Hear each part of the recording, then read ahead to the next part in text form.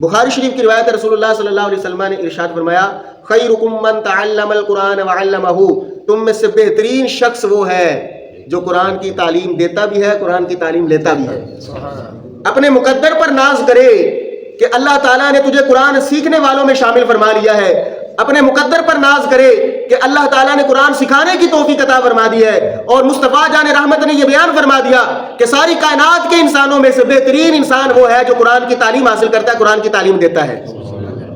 آج کیا ہوتا ہے؟ آج فزکس پڑھنے والوں کو عزت دی جاتی ہے، کیمسٹری پڑھنے والوں کو عزت دی جاتی ہے، بایو پڑھنے والوں کو عزت دی جاتی ہے، اور جو اسکول میں اعلیٰ ڈگریاں حاصل کر لے اس کو عزت دی جاتی ہے، اور جو قرآن پڑھنے والے ہیں ان کو عزت نہیں دی جاتی ہے۔ اس کو ایک عام سا مسکین سا عاجز سا بندہ سمجھا جاتا ہے۔ ہاں، قرآن پڑھنے والا خود تو عاجزی کا اظہار کرے نا، اللہ تعالیٰ کو تکبر پسند نہیں ہے، عاجزی کا اظہار ہی کرنا چاہیے۔ من تواضع للہ فقد رفعہ اللہ، جس نے اللہ کے لیے عاجزی اختیار کی اللہ اس کے درجات بلند فرما دیتا ہے۔ اللہ عاجزی کرنے والوں کو پسند فرماتا ہے، لیکن عاجزی کا مطلب یہ بھی نہیں کہ دوسرے دیکھ کر حقیر ہی سمجھنے لگ پڑے۔ تو قرآن پڑھنے والے کو عزت دینی چاہیے، احترام کرنا چاہیے۔ اللہ تعالیٰ نے عزت دی، رسول اللہ صلی اللہ علیہ وسلم نے عزت دی، اور یہ فرمایا کہ سب سے بہترین انسان وہی ہے جو قرآن سکھاتا ہے، بہترین انسان۔ اور صرف سکھانے والے کو بہترین نہیں کہا، جو سیکھنے والے آپ بھی بہترین ہیں ماشاءاللہ۔ جو قرآن کی تعلیم حاصل کرتا ہے، جو درس قرآن سنتا ہے، وہ بھی بہترین ہے۔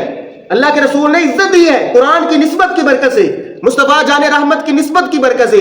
جو مصطفیٰ جان رحمت کے دامن سے لپٹ گیا اس کو بھی عزت مل گئی، جو اہل بیت کے دامن سے لپٹ گیا اس کو بھی عزت مل گئی، جو صحابہ کے دامن سے لپٹ گیا اس کو بھی عزت مل گئی، جو قرآن کے دامن سے وابستہ ہو گیا اس کو بھی اللہ نے عزت عطا فرما دی ہے، اس کو بھی اللہ نے عزت عطا فرما دی ہے۔ تو یہ نسبتیں کوئی عام نسبت تو نہیں ہے، یہ بڑی خاص اور اعلیٰ نسبتیں ہیں، کوئی سمجھنے والا تو ہو نا۔ اللہ اکبر۔ تو اللہ تعالیٰ نے ارشاد فرمایا الرحمن، رحمان وہ ہے جس نے قرآن کی تعلیم دی، خلق الانسان، اور رحمان وہ ہے جس نے انسان کو خلق فرمایا، انسان کو پیدا فرمایا، علمہ البیان، اور پیدا فرمانے کے بعد اس کو قوت گویائی عطا فرمائی، بولنے کی قوت عطا فرمائی، بولنے کی طاقت عطا فرمائی۔ دیکھیے کتنے جاندار ہیں، وہ بولنے کی طاقت نہیں رکھتے، بولنے کی صلاحیت نہیں رکھتے ہیں۔ اللہ تعالیٰ نے انسان کو اشرف المخلوقات بنایا اور بولنے کی قوت اور طاقت عطا فرمائی۔ دیکھیے ایک طوطا ہوتا ہے، طوطے پر بھی اگر چند دن محنت کی جائے تو وہ بھی چند الفاظ رٹ لیتا ہے، اور اس کے بعد اس کے علاوہ وہ کلام نہیں کر سکتا ہے۔ اس کے علاوہ بہت سارے جاندار ہیں، جانور ہیں، بڑی بڑی لمبی زبانیں ہیں، لیکن بولنے کی قوت نہیں ہے۔ اور اللہ تعالیٰ نے انسان کو اشرف المخلوقات بنایا اور قوت گویائی عطا فرمائی، اور انسان پر یہ احسان فرما دیا ہے اگر قوت گویائی کی قدر پوچھنا چاہتے ہو تو اس سے پوچھو جس کے پاس قوت گویائی نہیں ہے، جس کے پاس بولنے کی صلاحیت نہیں، بولنے کی طاقت نہیں ہے، جو گونگا ہے، جو بہرا ہے، اور اشاروں سے اپنی بات سمجھانے کی کوشش کرتا ہے اور بارہا مرتبہ کوشش کرتا ہے، اور اگر آگے والا سمجھنے کی صلاحیت نہ رکھتا ہو تو پھر سمجھانے والے کو، جو بولنے والا نہیں ہے، گونگا ہے، اس کو غصہ بھی آ رہا ہوتا ہے کہ میری بات کیوں نہیں سمجھ رہا ہوتا۔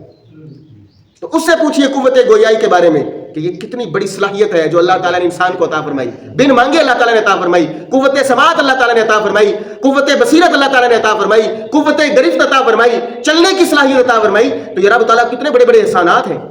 تو اللہ جل جلالہ ارشاد فرماتا ہے علمہ البیان، اللہ تعالیٰ نے قوت بیان بھی سکھا دیا۔ اور آگے فرمایا الشمس والقمر بحسبان، فرمایا سورج اور چاند ایک حساب سے چل رہے ہیں، ایک حساب سے چل رہے ہیں سورج اور چاند۔